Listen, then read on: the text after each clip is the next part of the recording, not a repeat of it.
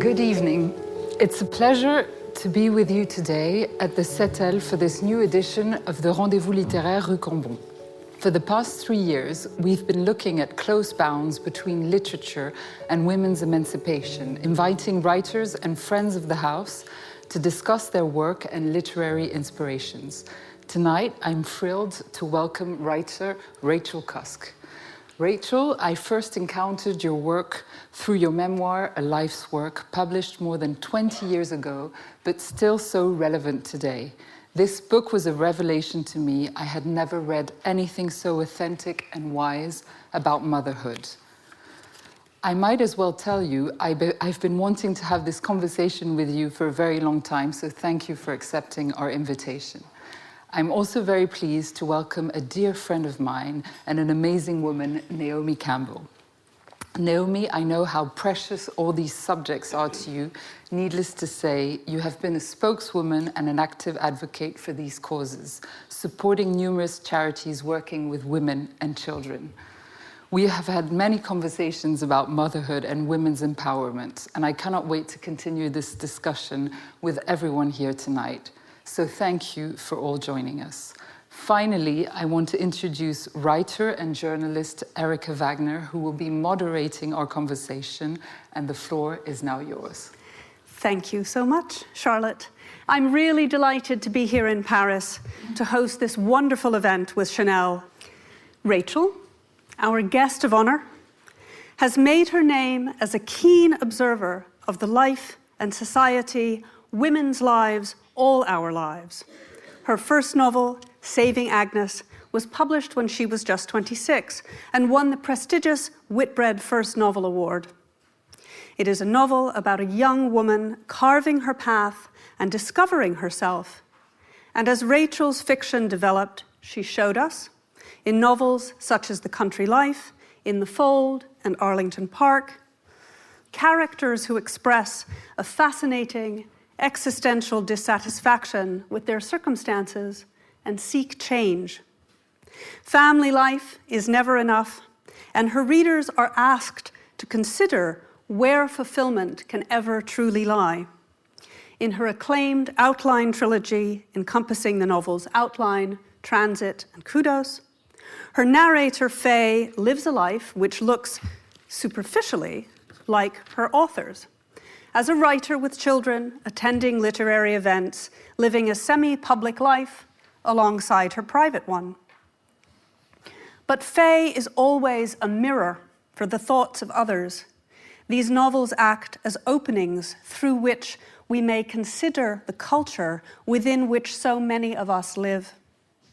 Second Place, published as Les Dépendances, won the Prix Féminin Étranger in 2022, and that is what I might call a psychodramatic comedy, when an artist, Elle, comes to stay with the narrator and her husband.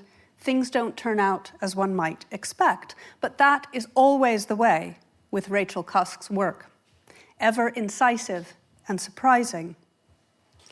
Her writing offers an acute investigation of the subject of domesticity, about how we all make our way in the world and alongside the people closest to us with brilliance.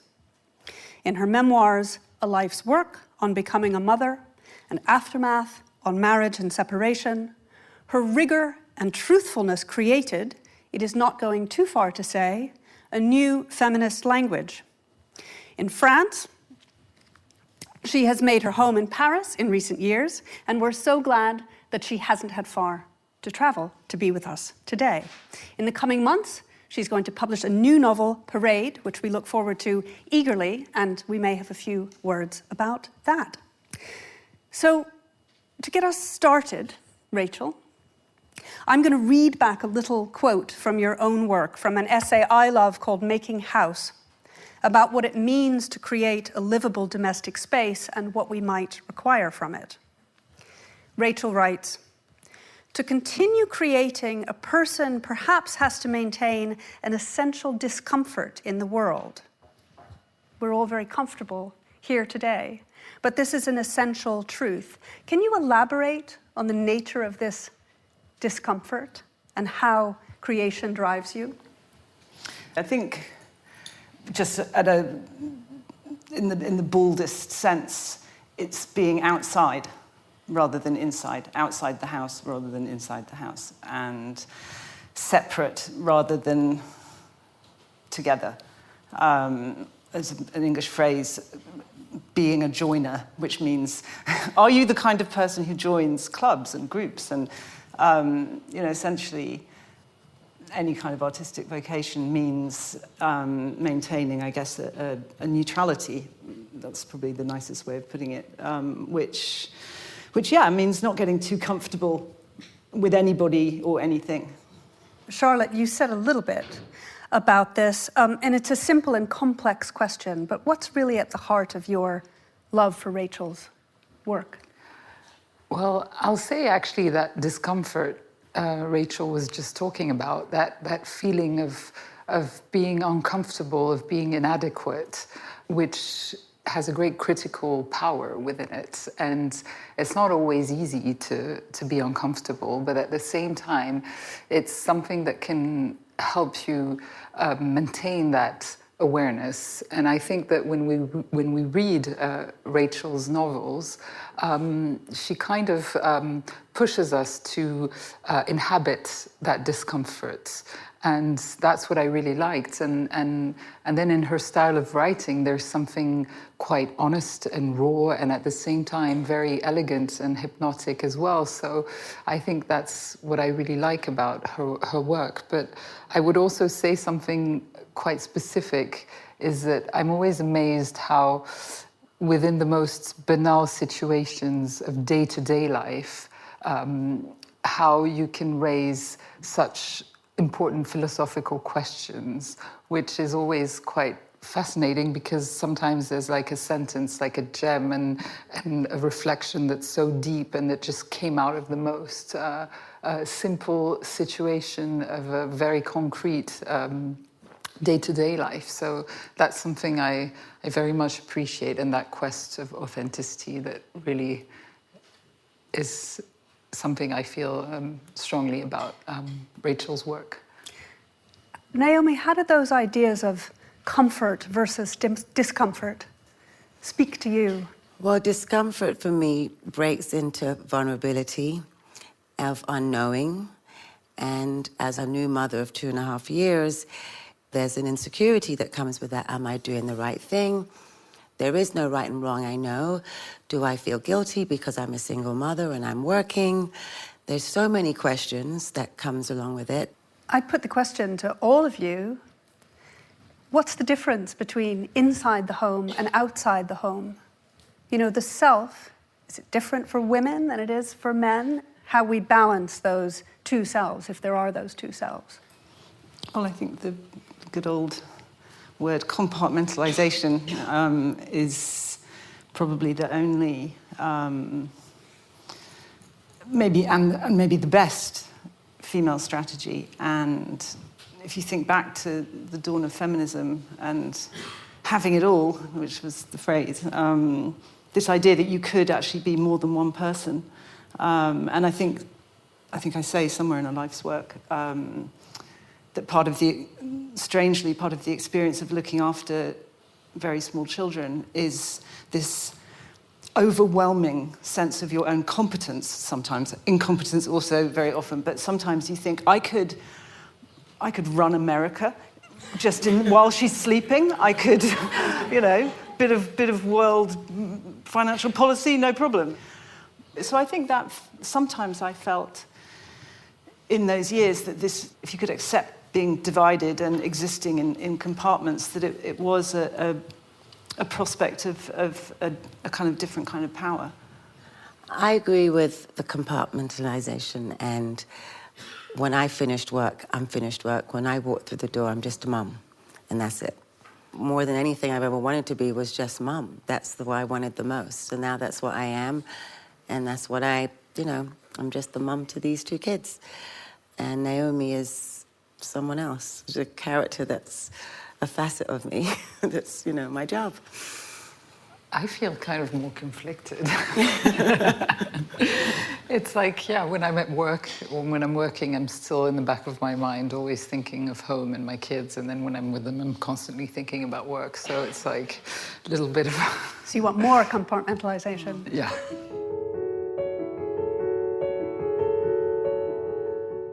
Well, we're now going to have our first short extract of Rachel's work. Charlotte is going to read to us from Aftermath, Rachel's remarkable memoir of marriage and separation, or perhaps separation and marriage is a better way to put it. It's a book that deeply considers our attachments and how they define us, how we see ourselves as connected to others, and how the world sees us. And by us, I mean women, of course. In this extract, Rachel considers what it might mean to be a full-time mother and what it might mean to be a working mother. Charlotte. I know women with 4 children and women with no children, divorced women and married women, successful and compromised women, apologetic, ambitious and contented women, women who are unfulfilled or accepting, selfless and frustrated women. And some of them, it is true, are not financially dependent on men. What can I say about the ones that are? That they're usually full-time mothers, and that they live more through their children. That's how it seems to me. The child goes through the full-time mother like a dye through water. There is no part of her that remains uncolored. The child's triumphs and losses are her triumphs and losses. The child's beauty is her beauty and is the child's unacceptability. And because management of the child is her job, her own management of the world is conducted through it. Her subjectivity has more than one source and only a single outlet. This can result in extreme competence. Some of my friends claim to find such women frightening or threatening. These friends are generally women who sustain more than one identity out of a single self, and hence perhaps fear accusations of extreme incompetence. Their power is diffuse. They never feel it collected in one place, and as a result, they don't know how much of it there is, whether they have less or more power than that curiously titled creature, the stay-at-home mom, or indeed than their male colleagues at work, who must, I suppose, share at least some of their feelings of scatteration. A few of these working mother friends of mine have taken the occasional domestic furlough, usually in the early years of parenthood. Like wanted criminals finally run to ground, they surrender with their hands up. Yes, it was all too much, too unworkable. The running hither and thither, the guilt, the pressure at work, the pressure at home, the question of why. If you were never going to see them, you went to the trouble of having children in the first place. So they decide to stay at home for a year or two, or even things a bit up like the cake mixture the recipe tells you to divide between 2 tins, or which there always seems to be more in one than the other. Their husbands also work, live in the same houses, and parent the same children, yet don't seem to experience quite the same measure of conflict. In fact, sometimes they actually look like they're better at being working parents than women are, an insufferable male superiority. But a man commits no particular heresy against his sex by being a good father, and working is part of what a good father does. The working mother, on the other hand, is traducing her role in the founding myths of civilization on a daily basis.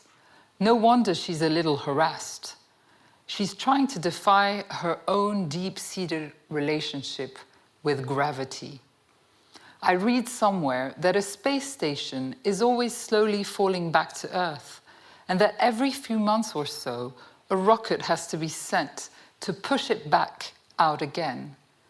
In rather the same way, a woman is forever dragged at by an imperceptible force of biological conformism. her life is relentlessly iterative. It requires energy to keep her in orbit. Year after year, she'll do it. But if one year the rocket doesn't come, then down she'll go. Thank you so much, Charlotte. And now, Rachel, I'll turn to you with a question a little up from this passage that we read here. You say, "Lately I have come to hate stories," which is perhaps a surprising statement from a writer of fiction. How do you balance, I want to say, your non-fiction self and your fictional self? I mean, I think I always felt that my duty was to reality, and how the novel could show that and contain it. And as I lived and experienced things and changed and had more and more experiences that seemed to be consequences of my femaleness, I realized that more and more of this material couldn't go into that novel structure. And what structure then could it go into? And, you know, because in the end these are questions of forms, and it seemed to me that there was a form called the memoir that you were allowed to write about yourself in. And so for a while, I guess I rode both those horses and thought that this form was for this material, and then this other form, much older form, you know, ruled by men, I guess, despite what everybody says about Jane Austen. I mean, having said that one can live as a compartmentalized person, I think that the real development in my work came in thinking, I'm going to make one thing out of these two things, and there has to be, if necessary, a new kind of novel that can hold this material. And I mean, I've always thought that change, which is very painful and usually involves losing various things, if you pay attention to it, it is what causes development. And so I think I felt at that moment that I had hung on to this commitment to reality, whatever that means, and tried to manage it and place it in various ways. But this overwhelming insight, I suppose, which was what led me to write Outline. I suppose the harvest from the discipline of trying to keep both those things alive. Charlotte, what speaks to you especially about this passage? I was struck by the idea of a woman's life being relentlessly iterative, endlessly repeated. What calls out to you from that? Yeah, I do relate to that idea of repetition and redoing the same things, the same struggle every day, and repeating the same sentences, the same routine. But really what, I found very true in that passage is the idea of working men and working women with children. It's absolutely not the same story. There is still something that just deep down where there is a kind of guilt that's very rooted and that's very deep. And then we, if we're working mothers, we always fantasize about the stay-at-home mom. And I thought it was quite interesting when you talk about these women that decide to suddenly just, go there, just to experiment that. And I thought that was well expressed in that passage of that conflict we feel. Tell us a little more, Naomi, about your thoughts on, because you've now entered the world of working motherhood. Of course, you saw it growing up. You grew up with a single mother. But what's really struck you? Maybe what's been most surprising to you? For me, it's about staying in the present moment. I can't let my mind wander about the future, tomorrow, the next day, because every day is a different day and comes with it so many things. And I sometimes say, oh my God, I have 2 children under 3 years old. It's a little overwhelming, and I travel, and I'm still working.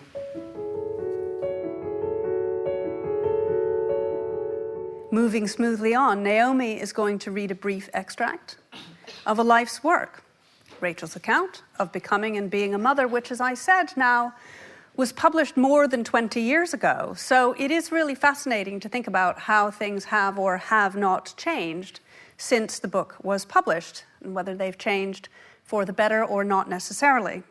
So in this extract, the author confronts how the demands of motherhood can be in conflict with the needs of the self. To be a mother, I must leave the telephone unanswered, work undone, arrangements unmet.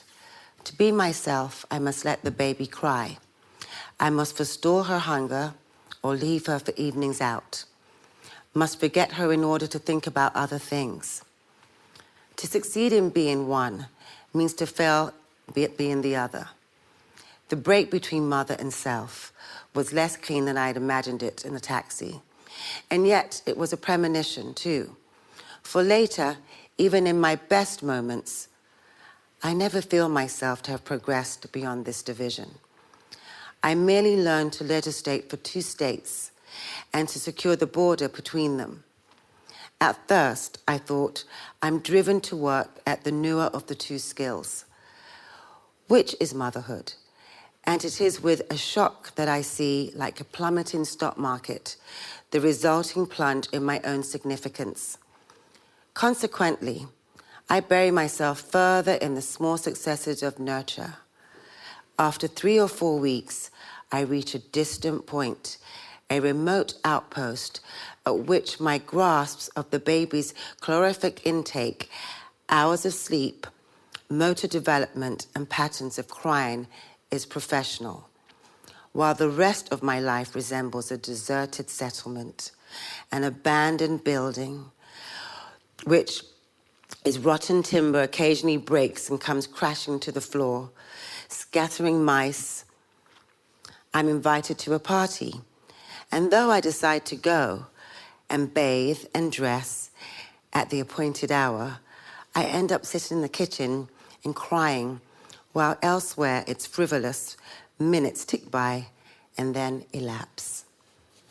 Thank you, Naomi. That was lovely. I wonder, Rachel, how you've thought about motherhood in other texts. So we could pick so many. I think of Mrs. Dalloway and how Clarissa Dalloway's domesticity is contrasted with the life of London after the First World War, or The Lost Daughter, Elena Ferrante's novel, where a woman's encounter with a family she meets on holiday draws her back to reconsider her own unconventional motherhood. Are there depictions of motherhood in literature that resonate with you? I mean, I think we're agreed that there's a resounding void, if a void can resound. There is not very much writing about motherhood. There is certainly not much writing about motherhood by mothers, and the reason is that if you have a small child, writing is about the last thing that you are able to do. And it's interesting, we were talking about Balzac earlier, and a novel that Charlotte was describing, in which Balzac appears to understand extremely well what it's like to have a baby, to be a woman and to have a baby. And D.H. Lawrence similarly writes the most compellingly for me about motherhood. And, you know, for me, what a life's work really represents is the sort of time and space-defying achievement of writing it, of actually writing it with a, in fact, very similar to Naomi's moment, a 6-month-old and a 2-year-old. And the fact that, you know, so much of representation is making a record, and, you know, you ask yourself, what's the point of painting this picture or writing this book? But, you know, if you do it as it needs to be done as it's meant to be done. You have made a record of something, and maybe it'll take a long time for the value of that to become apparent. And for me, the fact that that record exists is something to be proud of. Tell us a little more, Charlotte. You had an important encounter with this book. Tell us a little bit more about the sort of viscerality of that moment. Yeah, well, I think, I was very much interested in the representation of maternity in literature and philosophy, which is a catastrophe. Very few philosophers, practically none that wrote about it. So, and it's such an important experience in life. So, so then, when I discovered Rachel's book, Life's Work, I was, very moved by it, because it's so rare to find someone that's actually living that experience and that can actually write about it, because it's a moment where it's extremely difficult to put words on. I think it's a very brave book, and I admire the strength of Rachel to have, managed that. And maybe, I think that what's very strong in it is all the conflicts we can feel during that moment, that divided self that never feels at the right place. And at some point in the book, you say that it's like experiencing the loss of synchronicity, where it's like a delay, like if you're on a transatlantic phone call and it's just this constantly that delay. You cannot be in the moment. It's just you're torn between so many conflicting desires and situations, and managing simply time is just extremely difficult. So I thought that idea of losing synchronicity was just so right.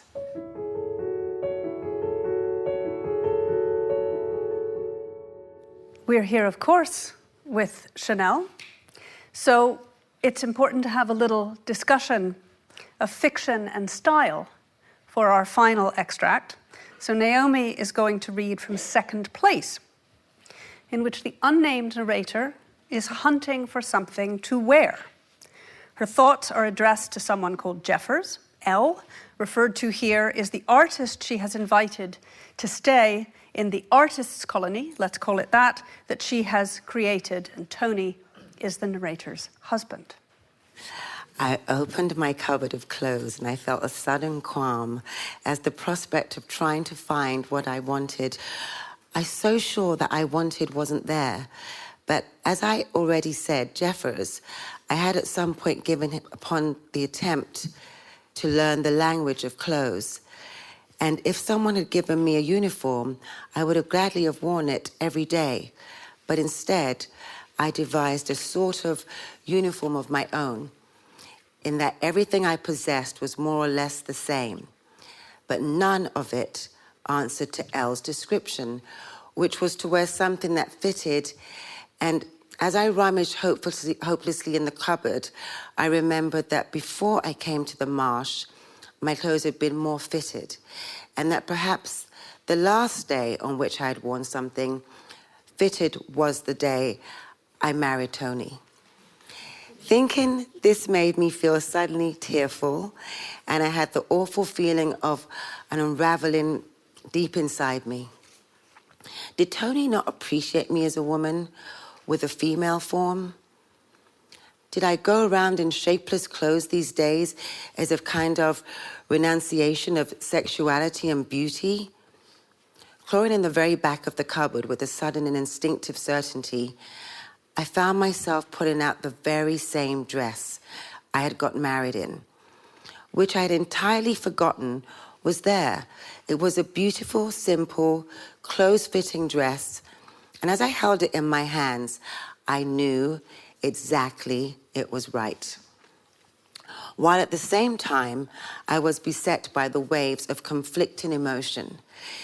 Chief among them, a nameless kind of sorrow for the people Tony and I had been then, as if those people now no longer existed. Filled with daring, I put the dress on and was arranging my hair in front of the mirror when Tony walked into the room. Tony is rarely excited and perturbed, and this occasion was no exception.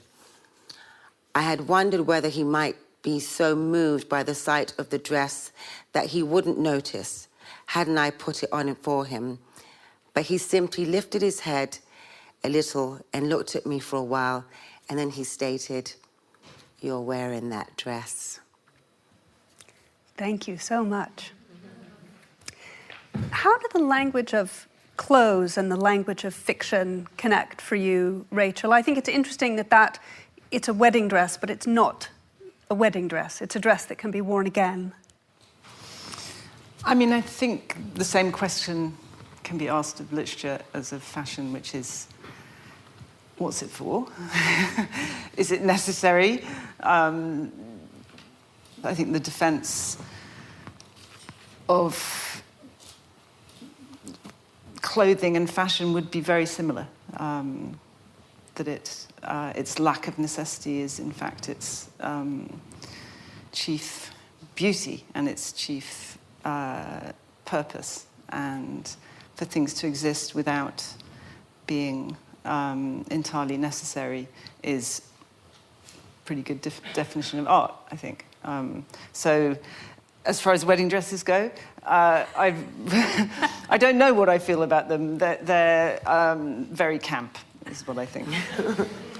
How do you connect fashion and literature, Charlotte? Well, I totally agree with Rachel on the idea that it's, the fact that we ask ourselves if it's necessary or not.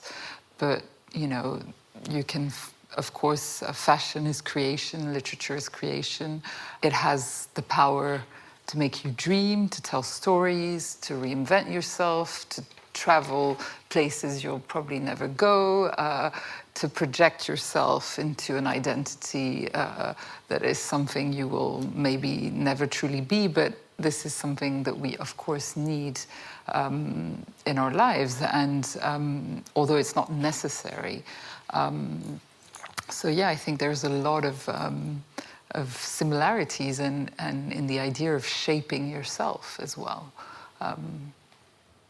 What does it mean to you, Naomi, to find something to wear that suits who you feel like being, either in a kind of general sense? It seems to me fashion and literature are both about imagination, imagining ourselves into other spaces. Definitely about storytelling, and storytelling's been the whole of my career, and an important factor in being here at the House of Chanel with Virginie and Carl. It was all about storytelling, it always has been, connecting it to the DNA of what Chanel was about. Those were the best times for me in terms of wearing, to feel like you know the story behind the clothes. You can really connect better with what you're wearing, and you become a character. And you show it in that way, and a lot of fun, a lot of creativity and characterization. You step outside of yourself for a moment. As in literature. Yeah. As in literature. Yeah. Rachel, I want to know, you live in Paris now, as I said. You have a new book coming out, Parade, in a few months' time, and it is connected to Paris. Can you just tell us a little bit about it? It's a sort of new direction that I've taken, I guess, which is partly arisen out of changing language culture, which is, if you're a writer and you're in your 50s, learning to operate in a different language is enormous. It's putting your brain in a sort of food processor, I guess. And so that's suddenly the kind of search for forms, which is what I spend a lot of time doing, became a very different thing with this this new presence of language as a veil. And it was very exciting for me to suddenly have a veil and suddenly having this clothing around language was very, very suggestive to me, and living here and thinking about biography, I guess. Paris feels like a location of that, of lives lived,